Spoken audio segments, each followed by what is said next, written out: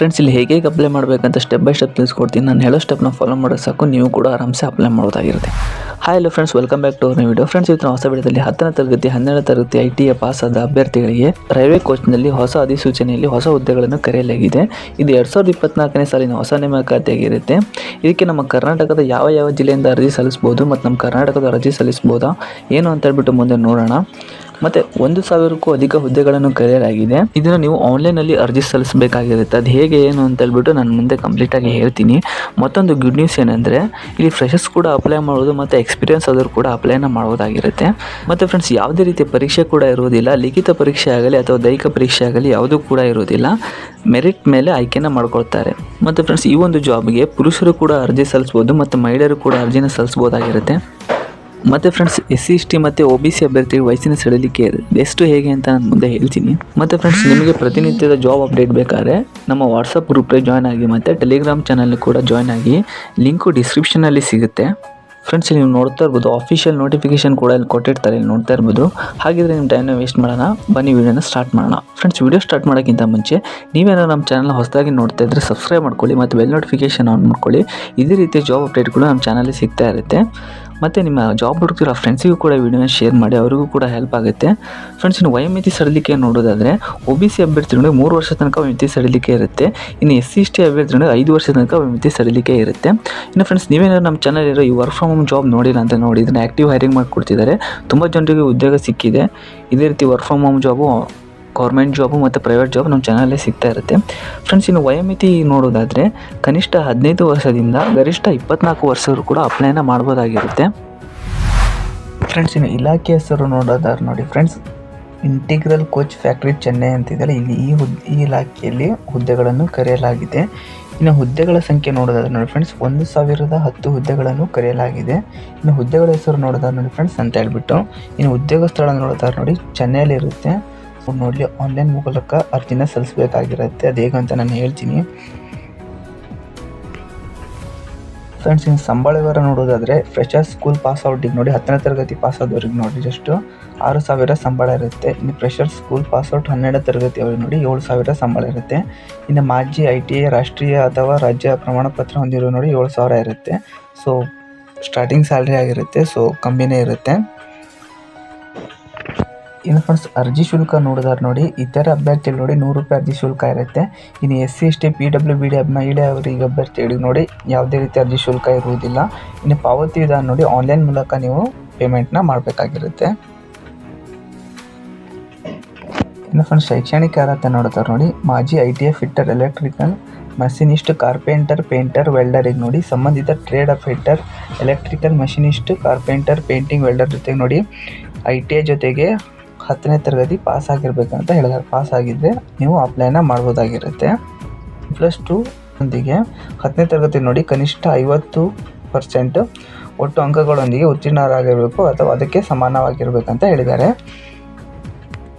Freshers ವೆಲ್ಡರಿಗಾಗಿ ನೋಡಿ 10+2 ಇರಬೇಕು. ಅದರ ಸಮಾನತೆ ಅಡಿಯಲ್ಲಿ 10ನೇ ತರಗತಿ ನೋಡಿ 50%ನಲ್ಲಿ ಪಾಸ್ ಆಗಿರ್ಬೇಕು, 50 ಅಂಕಗಳು ಉತ್ತೀರ್ಣರಾಗಿರ್ಬೇಕಂದ್ರೆ ಪಾಸ್ ಆಗಿರ್ಬೇಕಂತೇಳಿ ಹೇಳಿದ್ದಾರೆ. ಇಲ್ಲಿ ನೋಡ್ತಾ ಇರ್ಬೋದು ನೀವು ಇಲ್ಲಿ. ಇನ್ನು ಫ್ರೆಶರ್ಸ್ MLT ಅವ್ರಿಗೆ ನೋಡಿ ಭೌತಶಾಸ್ತ್ರ, ರಸಾಯನಶಾಸ್ತ್ರ ಮತ್ತು ಜೀವಶಾಸ್ತ್ರದೊಂದಿಗೆ 10+2 ನೋಡಿ ಸಿಸ್ಟಮಲ್ಲಿ 12ನೇ ತರಗತಿ ಪರೀಕ್ಷೆಯಲ್ಲಿ ಉತ್ತೀರ್ಣನಾಗಿರ್ಬೇಕಂತ ಹೇಳಿದ್ದಾರೆ. ಅಂದರೆ 12ನೇ ತರಗತಿ ಪಾಸ್ ಆಗಿರಬೇಕು. ಸೈನ್ಸ್ ಮಾಡಿದವರು MLT ಪೋಸ್ಟ್ಗೆ ಅಪ್ಲೈನ ಮಾಡ್ಬೋದಾಗಿರುತ್ತೆ. ಹೇಗಿರುತ್ತೆ ಅಂತ ನೋಡಿ ಮೆರಿಟ್ ಪಟ್ಟಿ ಮೇಲೆ ಆಧರಿಸಿದ್ರೆ ಶಾರ್ಟ್ ಲಿಸ್ಟ್ ಮಾಡಿ ತೆಗೆದಿರೋ ಮಾರ್ಕ್ಸ್ ಮೇಲೆ ಆಯ್ಕೆನ ಮಾಡ್ಕೊಳ್ತಾರೆ ಮತ್ತು ಶಾರ್ಟ್ ಲಿಸ್ಟ್ ಮಾಡ್ತಾರೆ ಮತ್ತು ಪ್ರಮಾಣ ಪತ್ರ ಪರಿಶೀಲನೆ ಮಾಡ್ತಾರೆ ಅಂತ ಹೇಳಿದ್ದಾರೆ. ಇನ್ನು ಫ್ರೆಂಡ್ಸ್ ಪ್ರಮುಖ ದಿನಾಂಕಗಳು ನೋಡೋದಾದರೆ ಆನ್ಲೈನಲ್ಲಿ ಅರ್ಜಿ ಸಲ್ಲಿಕೆ ಪ್ರಾರಂಭವಾಗಿದೆ 22 ಮೇ 2024ರಂದು. ಇನ್ನು ಎಂಡ್ ಆಗೋ ಡೇಟ್ ಬಂದುಬಿಟ್ಟು 21 ಜೂನ್ 2024 ಆಗಿದೆ. ಆದಷ್ಟು ಬೇಗ ಅರ್ಜಿ ಸಲ್ಲಿಸಿ. ಫ್ರೆಂಡ್ಸ್ ಇಲ್ಲಿ ಈ ಥರ ಒಂದು ಪೇಜ್ ಓಪನ್ ಆಗುತ್ತೆ. ಇಲ್ಲಿ ನೋಡ್ತಾ ಇರ್ಬೋದು ನೀವು. ಇಲ್ಲಿ ಈ ಪೇಜ್ ಓಪನ್ ಆದಮೇಲೆ ಇಲ್ಲಿ ನೀವು ಫುಲ್ ಸ್ಕ್ರೋಲ್ ಮಾಡ್ತಾ ಹೋದ್ರೆ ಇಲ್ಲಿ ನೋಡ್ತಾ ಇರ್ಬೋದು ಫುಲ್ ಎಲ್ಲ ಕೊಟ್ಟಿರ್ತಾರೆ. ಇಲ್ಲಿ ಕೆಳಗಡೆ ಸ್ಕ್ರೋಲ್ ಮಾಡ್ತಾ ಹೋದರೆ ಇಲ್ಲಿ ನೀವು ನೋಡ್ತಾ ಇರ್ಬೋದು ಫಿಲ್ ದ ಆನ್ಲೈನ್ ಅಪ್ಲಿಕೇಶನ್ ಅಂತಿದೆಯಲ್ಲ, ಇದ್ರ ಮೇಲೆ ನೀವು ಕ್ಲಿಕ್ ಮಾಡಬೇಕಾಗಿತ್ತು. ಇದ್ರ ಮೇಲೆ ಕ್ಲಿಕ್ ಮಾಡಾದ್ಮೇಲೆ ಇಲ್ಲಿ ಫುಲ್ ಕೊಟ್ಟಿದ್ದಾರೆ ನೋಡಿ. ಇಲ್ಲಿ ಕೆಳಗಡೆ ಸ್ಕ್ರೋಲ್ ಮಾಡ್ತಾ ಹೋದರೆ ಇಲ್ಲಿ ನೋಡಿ, ಇಲ್ಲಿ ನೀವು ನೋಡ್ತಾ ಇರ್ಬೋದು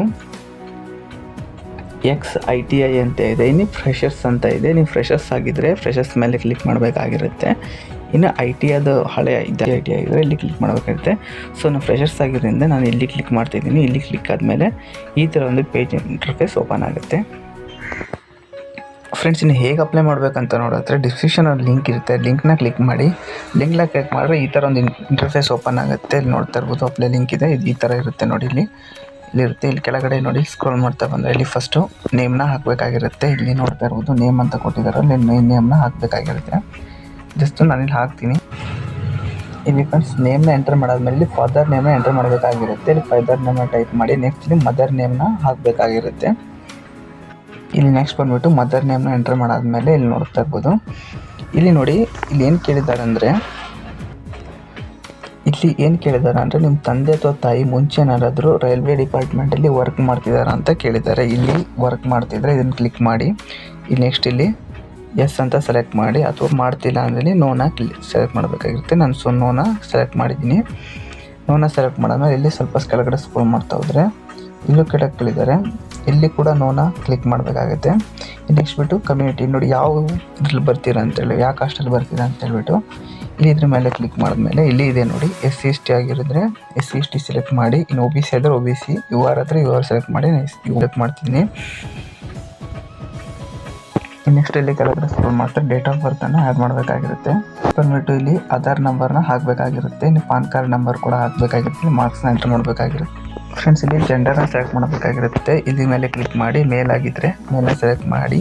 ಇನ್ನು ಫಿಮೇಲ್ ಆಗಿದ್ದರೆ ಫಿಮೇಲ್ನಲ್ಲಿ ಸೆಲೆಕ್ಟ್ ಮಾಡಬೇಕಾಗಿರುತ್ತೆ.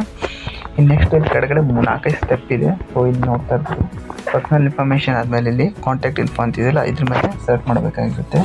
ಈ ಸ್ಟೆಪ್ ಆದಮೇಲೆ ಇಲ್ಲಿ ನೋಡಿ PWBD ಅವರಿಗೆ ಸೆಲೆಕ್ಟ್ ಮಾಡಬೇಕಾಗಿರುತ್ತೆ. ಇದನ್ನು ಫಾರ್ಮ್ ಫಿಲ್ ಮಾಡಬೇಕಾಗಿರುತ್ತೆ. ಮತ್ತು ನೆಕ್ಸ್ಟ್ ಬಂದುಬಿಟ್ಟು ಇಲ್ಲಿ ಕ್ವಾಲಿಫಿಕೇಷನ್ ಅಂತಿದೆ. ಕ್ವಾಲಿಫಿಕೇಷನ್ ಕೂಡ ಇದನ್ನು ಸ್ಟೆಪ್ ಮಾಡಬೇಕು.